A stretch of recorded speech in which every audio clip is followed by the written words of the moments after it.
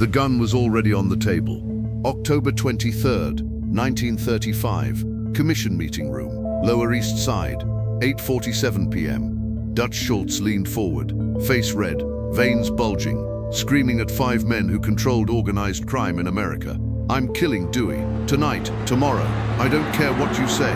Lucky Luciano sat across from him, calm, silent, watching a man destroy himself with rage. "You hear me, Lucky? That prosecutor's a dead man.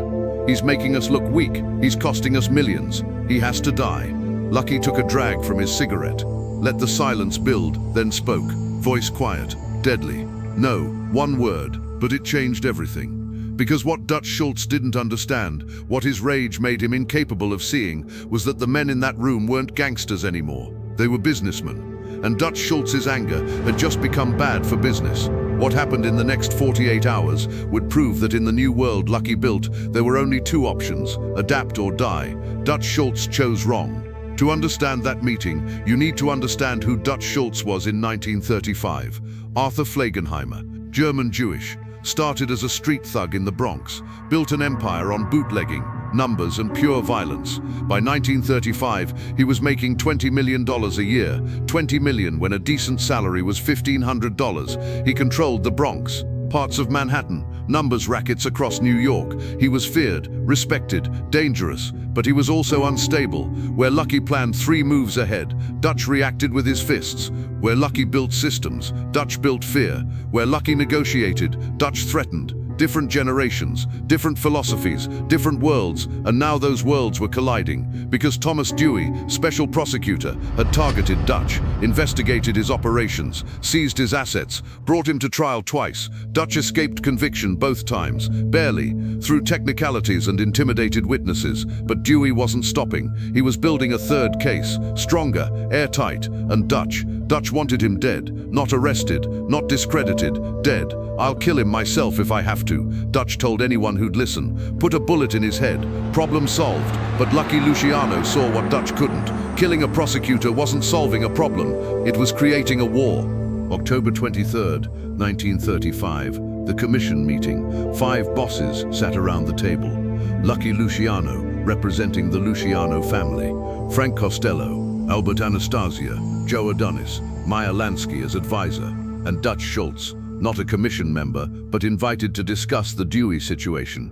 Dutch didn't wait for formalities. "Dewey's targeting all of us, not just me. He goes after me. He'll come for you next. We kill him now. We send a message. Nobody messes with us." Frank Costello spoke first. "Killing a prosecutor brings federal heat we can't handle. Every cop in America will be on us. So what?"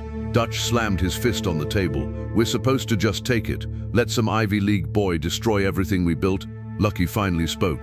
"We're businessmen, Arthur. Business doesn't kill prosecutors. Business corrupts them or waits them out." "Corrupts them?" Dutch laughed, bitter, angry. "Dewey can't be bought. I tried. He's a true believer. He thinks he's saving America from us. Then we wait," Lucky said, his voice flat, final. "Prosecutors are elected. Elections change. Dewey will move on to politics eventually. We wait." Dutch stood up, loomed over the table. "I'm not waiting. With or without commission approval, Dewey dies. You can't stop me." The room went silent. Lucky stood slowly, looked Dutch in the eyes. "Arthur, sit down. Think about what you're saying. I've thought about it for 6 months. I'm done thinking. I'm acting. If you kill Dewey," Lucky said, voice dropping to a whisper, "you bring war to all of us. Federal government will mobilize. Every operation we run gets shut down. You're not just risking yourself, you're risking everyone."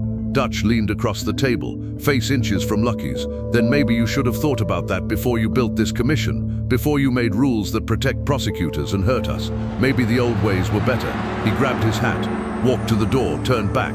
"Dewey dies. Soon. Any of you try to stop me, we'll have a different kind of war." Dutch left. The room stayed silent for a long moment. Then Albert Anastasia spoke. "He's going to do it. He's actually going to kill a prosecutor."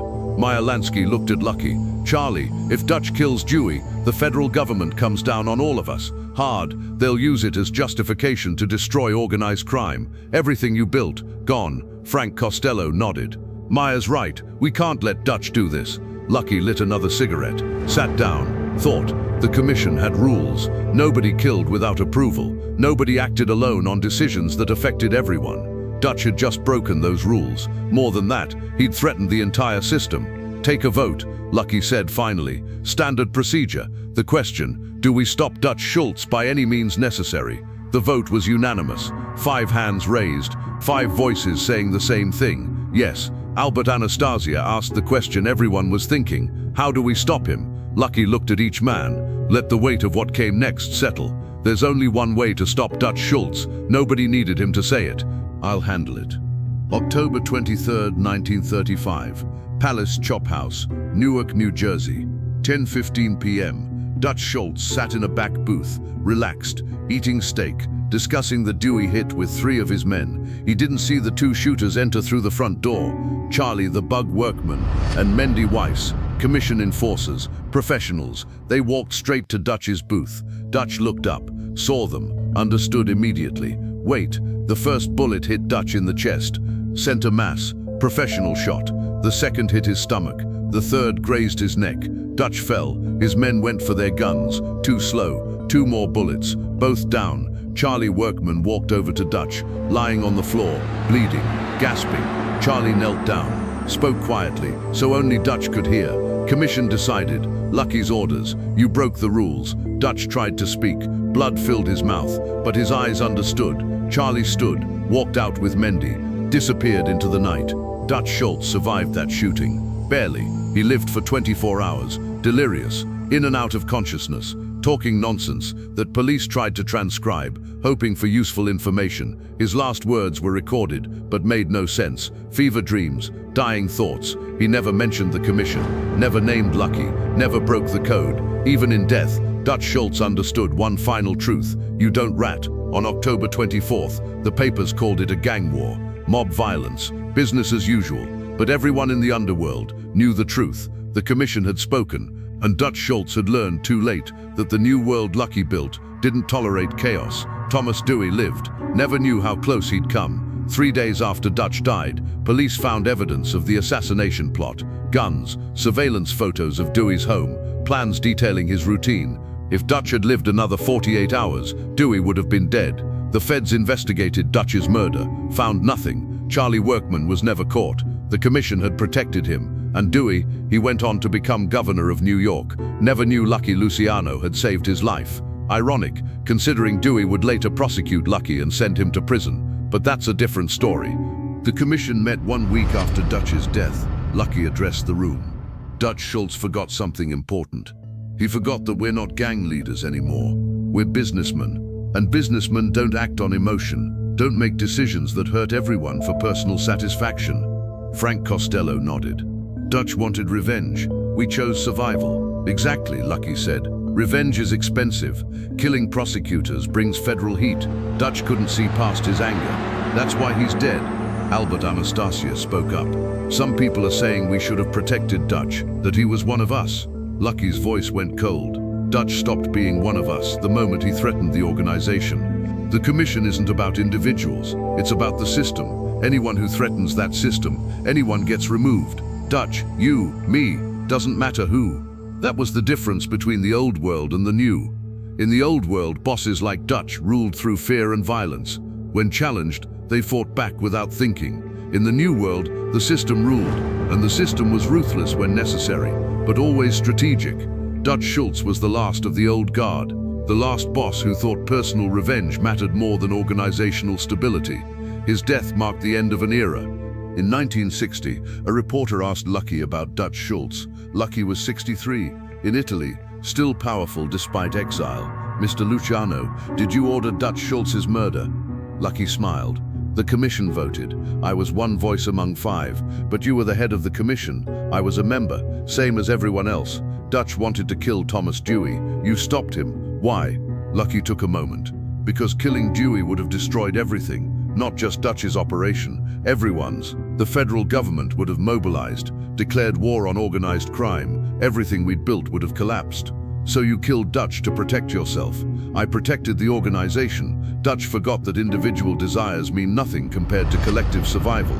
That's not crime, that's business. Corporations make the same calculations every day. But you took a life. Dutch took his own life. The moment he prioritized revenge over reason, he signed his own death warrant.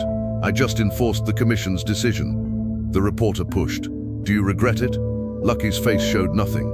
I regret that it was necessary. Dutch was talented, strong, fearless, but those qualities without discipline, they're dangerous. He could have adapted, could have learned to think long-term. He chose not to. What's the lesson? Lucky leaned forward. The lesson is this: the world changed. Gangsters became obsolete. Businessmen survived. Dutch couldn't see that, couldn't accept it, so he died like a gangster, violently, pointlessly. I built a system that outlasted him. That's the difference. October 23rd, 1935, commission meeting. One word: no. That word saved Thomas Dewey's life. That word ended Dutch Schultz's life. That word proved Lucky Luciano wasn't a gangster. He was something more dangerous, a businessman who understood when violence served the bottom line and when it destroyed it. Dutch Schultz wanted revenge. Lucky Luciano wanted survival. In the end, survival always wins. If this story showed you the cost of rage, hit subscribe. We're uncovering the moments when emotion met strategy, when old ways died and new systems rose, when one word, no, changed the fate of an empire. Turn on notifications. Lucky Luciano's decisions shaped decades. Drop a comment. Was Lucky right to kill Dutch? Where's the line between business and murder? Lucky Luciano, 1897, 26, the man who chose strategy over emotion, the leader who built systems that outlasted gangsters, the businessman who proved calculation beats rage. Rest in power.